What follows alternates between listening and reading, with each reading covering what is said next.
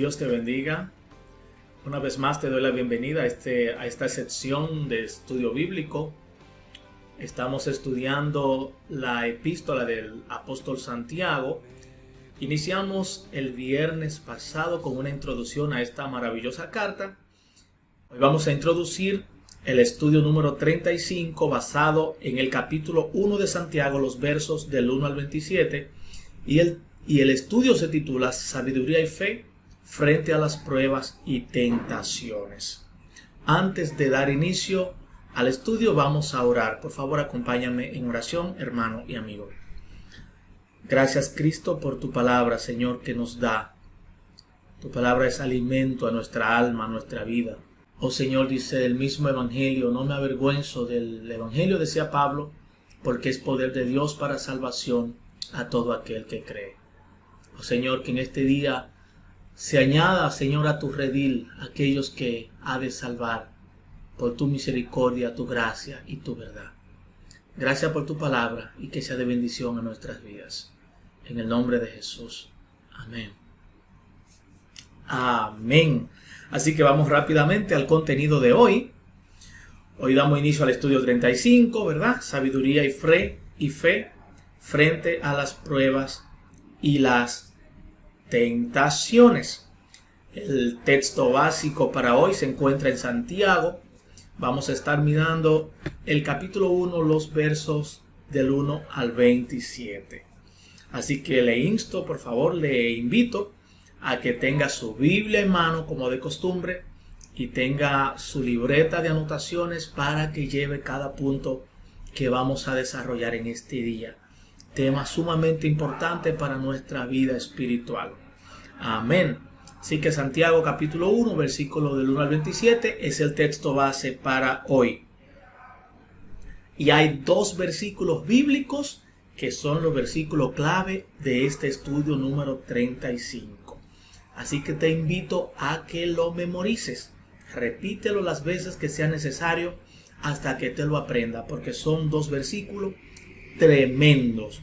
Así que Santiago 1, versículo bases claves 5 y 6 dice: y si alguno de vosotros tiene falta de sabiduría, pídala a Dios, el cual da a todos abundantemente y sin reproche, y le será dada. Pero, requisito, pida con fe, no dudando nada, porque el que duda es semejante a la onda del mar, que es arrastrada por el viento y echada de una parte a otra. Así que aprenderse esos versos bíblicos toda la semana. Repasar esos versículos bíblicos porque serán de ayuda para usted, amado hermano. Amén. ¿Cuál es la verdad central de este estudio? Las instrucciones de Santiago acerca de las pruebas y las tentaciones ponen énfasis en la necesidad de obedecer la palabra de Dios. Así que la meta de aprendizaje, en primer lugar, que el alumno demuestre su conocimiento de las instrucciones que da Santiago sobre cómo tratar con las pruebas y las tentaciones.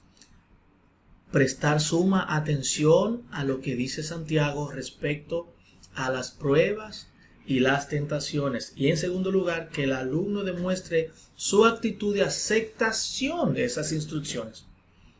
Dice la palabra que debemos ser oidores y hacedores de la palabra. Así que tu actitud sea de aceptación en este día y no de rechazo a las instrucciones de la palabra de Dios. Vamos a ver el bosquejo que tenemos hoy para desarrollarlo en esta sección número 35, si el Señor lo permite. En primer lugar, veremos la actitud correcta hacia las pruebas. Santiago capítulo 1, versículo del 1 al 4. La actitud correcta hacia las pruebas. En segundo lugar, la actitud correcta hacia la oración. Los versos del 5 al 7. La actitud correcta hacia la oración. En tercer lugar, la actitud correcta hacia la tentación. los versos del 1 al 17. Y en cuarto lugar, la actitud correcta hacia la palabra de Dios, los versos del 21 al 27.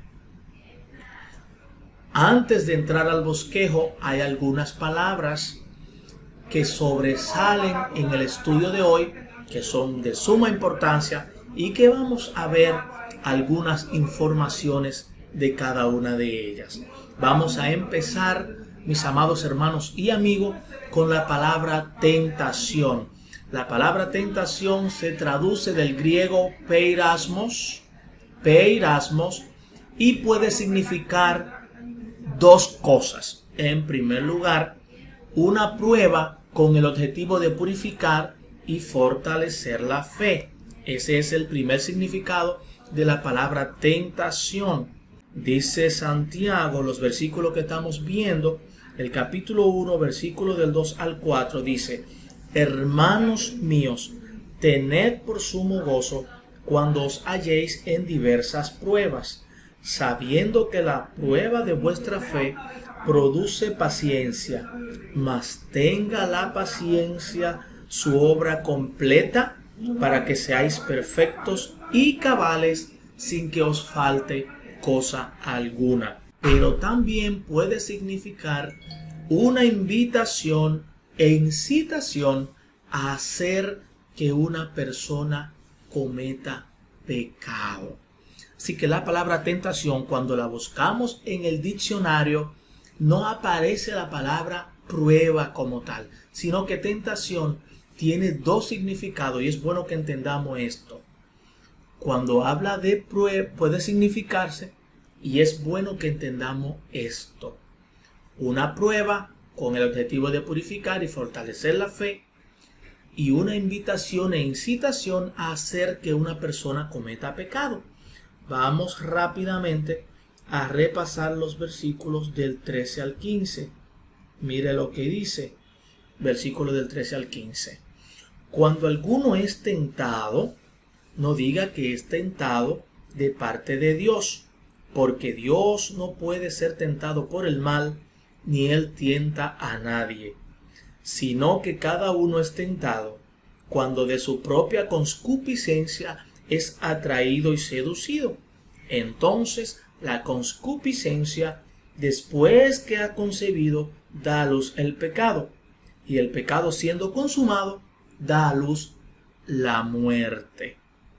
Esas son las dos definiciones de la palabra tentación que encontramos en el diccionario Nuevo Testamento de W.E. Vine. Amén.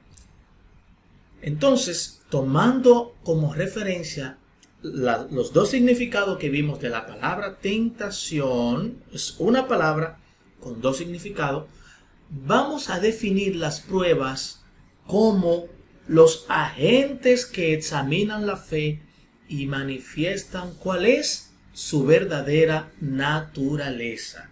Amén. La fe es purificada y reforzada mediante las pruebas. Cabe resaltar, amados hermanos y amigos, que las pruebas son usadas por Dios para madurar el carácter del creyente. Y si vamos otra vez a Santiago capítulo 1, versículo 2, podemos repasar y repetir lo que dice ese versículo. Hermanos míos, tened por sumo gozo cuando os halléis en diversas pruebas. Oiga qué expresión. Tened por sumo gozo cuando os halléis en diversas pruebas. Así que las pruebas son usadas por Dios para madurar el carácter del creyente. Es su único propósito, amados hermanos. Vamos a repasar también rapidito Primera de Pedro capítulo 1 versículo 6. Primera de Pedro 1:6 dice: en lo cual vosotros os alegráis, aunque ahora por un poco de tiempo, si es necesario, tengáis que ser afligidos en diversas pruebas, El cristiano, amado, como definimos, son usadas por Dios las pruebas para madurar el carácter del creyente. Amén. Vamos ahora a definir en términos llanos qué es una tentación. Recuerden que estamos repasando esas palabras que están dentro de este estudio para que tengamos una idea más amplia cómo opera la prueba y la tentación en la vida del creyente. Ya vimos que es una prueba y vamos a ver ahora cómo se define una tentación. Podríamos definir la tentación como una incitación al individuo para que cometa pecado, una provocación, una seducción al individuo para que cometa pecado. El estímulo para que una persona haga lo que es contrario a la voluntad de Dios. Veíamos que las aflicciones son para madurar el carácter del creyente. La tentación es una incitación al individuo para que peque contra el Señor, para que haga lo opuesto a lo que Dios ha establecido en su palabra. Queremos subrayar en este aspecto que en su naturaleza santa Dios no tiene capacidad alguna para hacer el mal y tampoco es vulnerable a él. Dios nunca nos va a llevar a nosotros a ser tentados. Dios nunca nos va a tentar en el sentido de pecar contra él mismo, obviamente. Amén. Dios puede ponernos a prueba, puede probarnos. La tentación puede venir directamente de Satanás. En Génesis capítulo 3 se registra un episodio de una tentación, la serpiente tentando a Eva. Así que esa tentación, Satanás en forma de serpiente tienta a Eva, y en la parte B del versículo 1 de Génesis 3 dice, mire lo que dice: con que Dios os ha dicho, no comáis de todo árbol del huerto. Con que Dios os ha dicho. Y la mujer respondió a la serpiente: del fruto de los árboles del huerto podemos comer, pero del fruto del árbol que está en medio del huerto, dijo Dios, no comeréis ni le tocaréis, para que no muráis. Entonces, versículo 4, la serpiente dijo a la mujer, no moriréis. Si usted mira, amado hermano, amigo que está mirando el estudio, la tentación es provocada, enviada para que el hombre peque contra Dios, como hizo Satanás con Eva. Mire cómo contradijo lo que ya Dios le había dicho a Adán en Génesis capítulo 2 a partir del versículo 15, donde le dice que de todo árbol podía comer, pero del árbol del conocimiento del bien y del mal no iba a comer, porque el día que comiese ciertamente iba a morir. Aquí Satanás le está diciendo a Eva, no morirá, contradiciendo la palabra de Dios. Otro episodio sumamente importante también se registra en Mateo capítulo 4, donde el diablo tienta a Jesús, ofreciéndole reino, ofreciéndole bienestar, ofreciéndole todo para que el Señor le adore. Así que la tentación puede venir directamente de Satanás, o en segundo lugar puede venir de la naturaleza caída del hombre. De la naturaleza caída del hombre.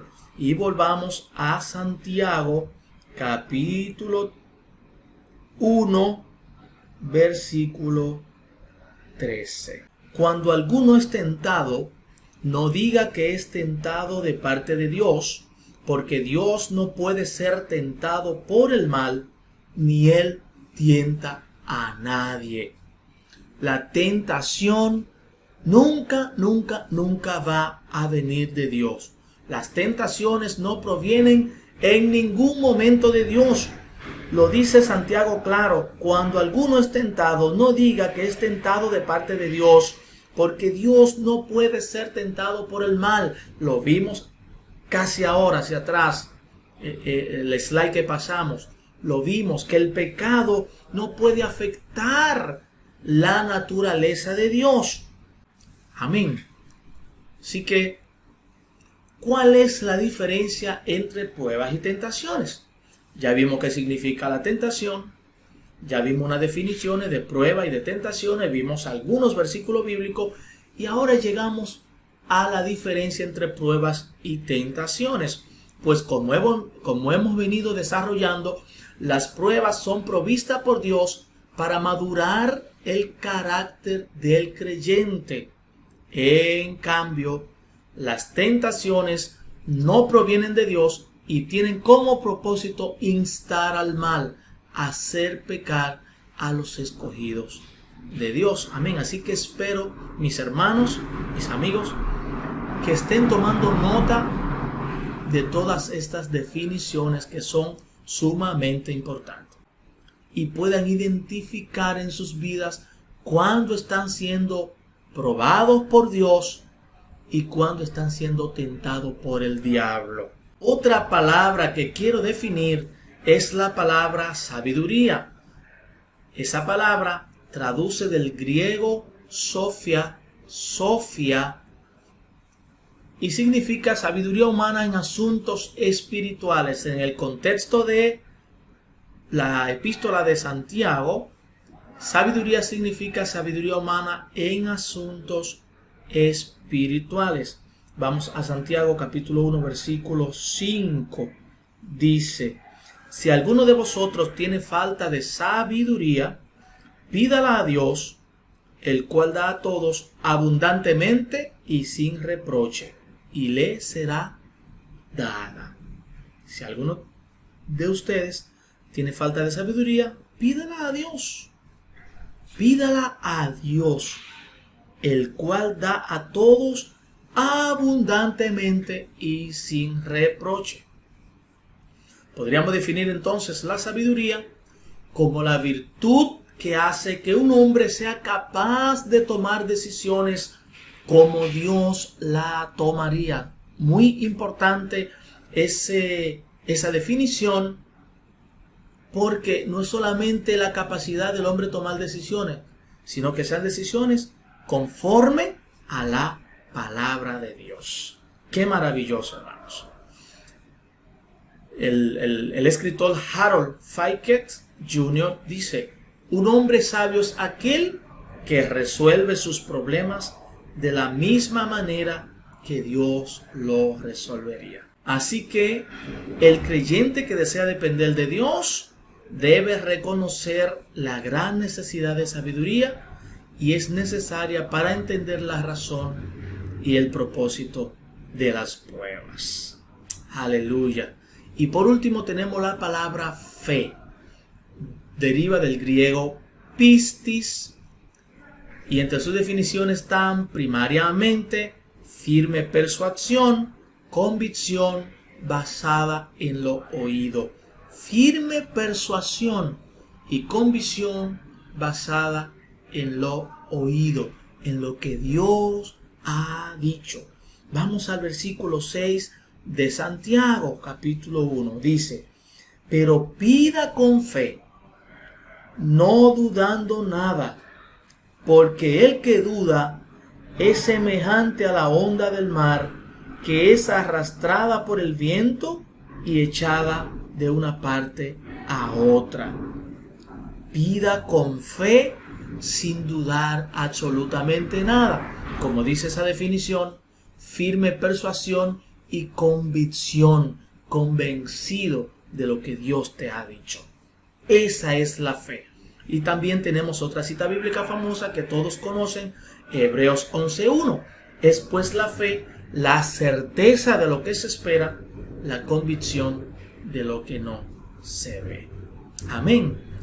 Dice el diccionario del Nuevo Testamento de W. Vine: siempre se usa en el Nuevo Testamento de fe en Dios, en Cristo o cosas espirituales. Siempre que se habla de fe en el Nuevo Testamento se refiere a Dios, Cristo o cosas espirituales. Entonces vamos a ver el primer punto del estudio. La actitud correcta hacia las pruebas. Y vamos otra vez a los versículos 2 al 4. Vamos a analizarlo minuciosamente y con sumo cuidado. Dice el versículo 2: Hermanos míos, tened por sumo gozo cuando os halléis en diversas pruebas, sabiendo que la prueba de vuestra fe produce paciencia, mas tenga la paciencia su obra completa, para que seáis perfectos y cabales, sin que os falte cosa alguna. Es muy importante, hermanos, que nosotros observemos el adverbio de proposición cuando. El apóstol Santiago da por sentado que vamos a tener pruebas y que es posible sacar provecho de ellas. Mire que el versículo nos dice: hermanos míos, si en algún momento tienen prueba, tengan gozo. No dice eso. Dice: hermanos míos, tened por sumo gozo cuando os halléis en diversas pruebas. Lo que significa que el cristiano siempre tiene pruebas. El cristiano siempre en su caminar está siendo probado. Y que no olvide la definición que le dimos a prueba. Amén. Espero que la recuerden. Entonces, la reacción humana natural a las pruebas no es regocijarse. Es por eso que Santiago le dice a sus lectores: tened por sumo gozo, gócense cuando se hallen en diversas pruebas. ¿Por qué? Porque la reacción humana natural a las pruebas no es regocijarse. Por esa razón el creyente debe hacer un compromiso consciente para afrontar la prueba con gozo. Un compromiso consciente. Es inusual que una persona esté siendo probado y se esté riéndose. Es inusual que una persona se le muera un familiar, un padre, una madre, un hermano, y comience a reírse. O sea, es inconcebible, ¿verdad? Pero sí puede tener gozo, sí puede tener esperanza, sí puede tener confianza en que Dios la va o lo va a sostener en medio de su prueba, mirando siempre hacia el futuro.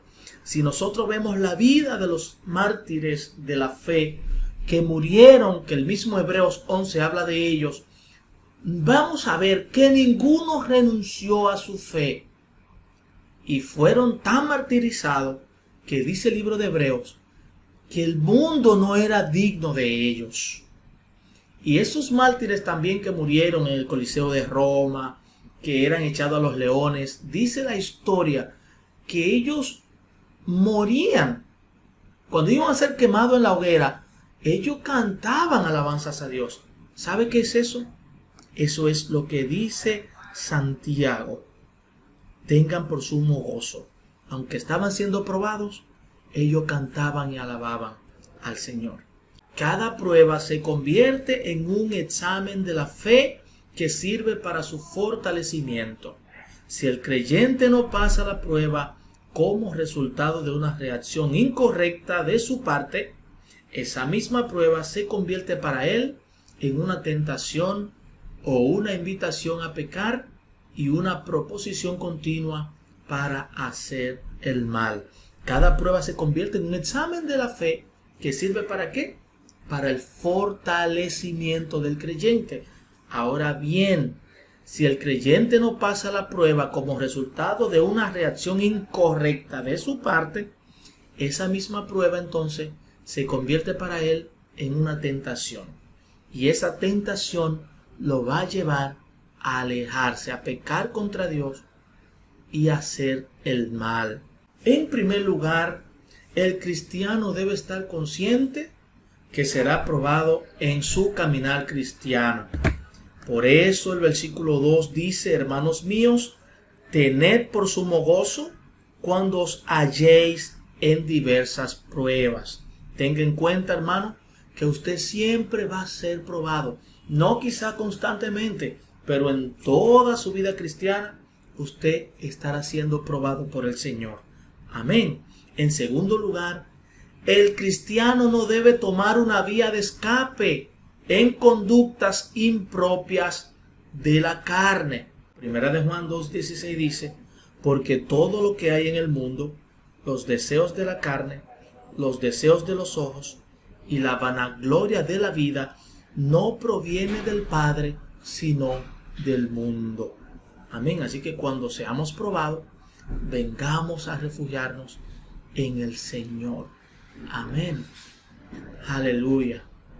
En tercer lugar, las pruebas no deben enfrentarse con superficialidad. No debemos enfrentarla como que no está pasando nada.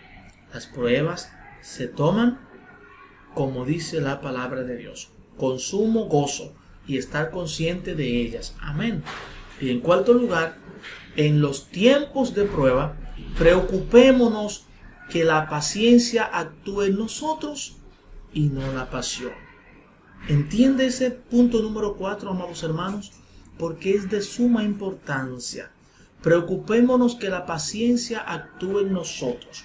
Cuando usted y yo estemos pasando por el fuego de la prueba, debemos ser pacientes, orando, alabando al Señor y creyendo en sus promesas, creyendo en la verdad de la palabra. Volvemos al versículo 4 de Santiago capítulo 1, que dice: mas tenga la paciencia su obra completa, para que seáis perfectos y cabales, sin que os falte cosa alguna. Entramos al segundo tema de la sección de hoy, del bosquejo: la actitud correcta hacia la oración. Les recuerdo que vimos en el punto número 1 la actitud correcta hacia la prueba. La actitud correcta hacia la prueba, versículos del 1 al 4. En estos versículos vamos a ver la actitud correcta hacia la oración y vamos a leer los versículos del 5 al 7. Dicen así: y si alguno de vosotros tiene falta de sabiduría, pídala a Dios, el cual da a todos abundantemente y sin reproche, y le será dada. Pero pida con fe, no dudando nada, porque el que duda es semejante a la onda del mar, que es arrastrado por el viento y echada de una parte a otra. Versículo 7. No piense pues quien tal haga que recibirá cosa alguna del Señor. ¿Cuál es la actitud correcta hacia la oración? En primer lugar, podríamos decir que un cristiano que ora con dudas se está acercando a Dios de manera incorrecta, y su incredulidad lo conduce al fracaso. Dice el versículo 6 de Santiago capítulo 1: pero pida con fe, no dudando nada, porque el que duda es semejante a la onda del mar, que es arrastrada por el viento y echada de una parte a otra. Amados hermanos, cuando nos acerquemos a Dios en oración, venga en fe, creyendo que Él está ahí, creyendo que Él va a escuchar tu oración, y debe hacerlo como dice la palabra. Debes acercarte de manera correcta, sin incredulidad. ¿Por qué? Porque la incredulidad te conduce al fracaso.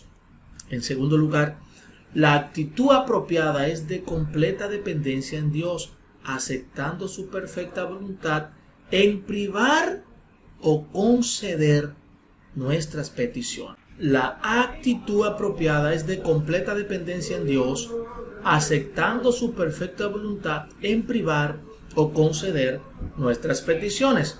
A veces nosotros oramos ordenándole a Dios: mira, Señor, yo te ordeno que tú sanes, yo te ordeno que tú ates, yo te ordeno que tú limpies, yo te ordeno que tú bendigas, yo te ordeno. Hello. A Dios no se le ordena, hermanos. Es una falta de respeto, una irreverencia que al Dios todopoderoso, al Dios santo, al Dios que hizo los cielos y la tierra, al Dios que nos creó, al Dios que nos salvó, es un irrespeto que usted le ordene. Así que usted tiene que venir en humildad, con una actitud apropiada, en completa dependencia de Dios y sobre todo aceptando su perfecta voluntad en que Él puede conceder o privar las peticiones que usted le haga. Él no está obligado a contestarle. Él lo hace si Él quiere. Dice el comentario de Matthew Henry: una mente que se ocupe en considerar de manera única y dominante su interés espiritual eterno y que se mantiene firme en sus propósitos para Dios, crecerá sabia por las aflicciones, continuará ferviente en sus devociones y se levantará por sobre las pruebas y las oposiciones. Una mente que se ocupe en considerar de manera única y dominante su interés espiritual eterno. O sea, que nos enfoquemos en buscar, como dice Mateo 6:33, primeramente el reino de Dios y su justicia. ¿Por qué? Porque todas las demás cosas os serán añadidas, dice la palabra de Dios. Vamos a dejar el estudio hasta ahí por hoy. El próximo viernes continuamos con el punto número 3 y número 4, la actitud correcta frente a la tentación y la actitud correcta frente a la palabra de Dios. Amén. Así que gracias por acompañarnos en este día. Espero que este estudio esté ministrando tu vida, esté siendo de bendición y que pueda encontrar en la palabra de Dios la respuesta a tus preguntas. Puede encontrar en la palabra de Dios respuesta a tus necesidades. Puede encontrar en la palabra de Dios el alimento que tú tanto necesitas. Puedes acompañarnos en un próximo estudio. Estaremos el próximo viernes culminando los 2 puntos restantes de este estudio y continuando con el estudio número 36. Te invitamos a que nos acompañe el domingo a las 8:30 de la mañana. Estaremos en la iglesia ofreciendo el servicio de adoración al Señor, cantando alabanzas y predicando la palabra de Dios. Así que el domingo estás invitado. Estamos ubicados en la calle Juan Pablo Pina número 2, frente a la antigua Marina, esquina General de Ger. Estamos a tus órdenes. El domingo empezamos el primer servicio a las 8:30 de la mañana. Y luego a las 10:30 iniciamos con el segundo servicio. Esos servicios lo estamos haciendo, recuerden, por la pandemia y el distanciamiento que tenemos. Así que estamos llevando las medidas protocolares para evitar la propagación y el contagio. Así que manténgase atento, hermano, a los boletines que envían vía WhatsApp para informarnos de todos los pormenores que van ocurriendo respecto a los cultos dominicales. Los sábados a las 5 de la tarde, el próximo sábado, mañana, a las 5 de la tarde, nuestra acostumbrada escuela bíblica de niños. Así que todos tus niños a sintonizar el programa a las 5 de la tarde por este mismo canal digital. Amén. Los lunes y los miércoles seguimos orando en nuestras casas y rogando a Dios para que el Señor en su misericordia siga sanando nuestra tierra. A ti, amigo que no conoce al Señor, te invitamos a que deposita tu confianza en Dios, te arrepienta de tus pecados, te convierta de tus malos caminos y empiece a vivir una vida nueva en Cristo. A ustedes gracias por la sintonía y vamos a orar. Amado Señor, gracias por el estudio de este día. Pedimos que sea, Señor amado, tú obrando en el corazón de cada receptor Que tu palabra, Padre, que no retorna vacía, haga la obra de salvación en cada corazón, Señor, que pueda estar recibiendo este estudio. Ayúdanos por el poder de tu Espíritu Santo a seguir llevando tu palabra, tu evangelio, el evangelio que salva. Pablo testificó en Romanos 1:16, no me avergüenzo del evangelio, porque es poder de Dios para salvación a todo aquel que cree. Que hayan vidas, Padre, en este día, que crean en tu palabra y que crean que tú eres la suficiente salvación del hombre. Gracias, Padre, por morir en la cruz por nuestros pecados. Oramos por los enfermos, que en tu bondad tú les fortalezcas en la fe y le ayude en su dolor. Glorifícate, Señor, en el nombre de Jesús. Amén. Amén. Nos vemos el próximo viernes. Que el Señor te bendiga.